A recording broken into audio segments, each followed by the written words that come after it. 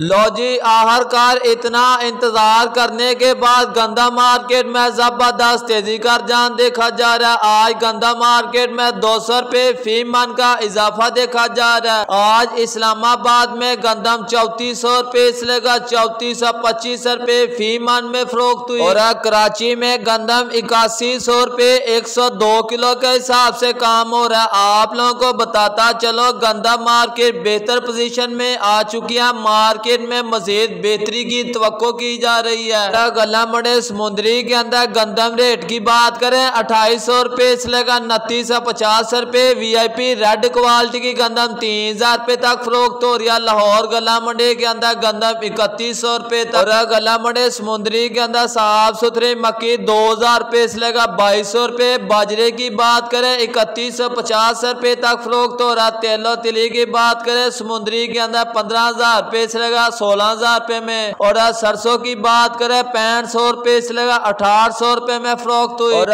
पंजाब की ओवरऑल मंडियों के अंदर साफ सुथरी गंदम 3000 रुपए से लेकर 3050 रुपए तक फरोख्त हो रही है। और मुंजी के रेट के हवाले से बात की जाए तो आज गला मंडी उकाड़े के अंदर कायनात 11 के 4500 रुपए से लेकर 4700 रुपए में। साहिवाल के अंदर 4100 रुपए से लेकर 4500 रुपए में।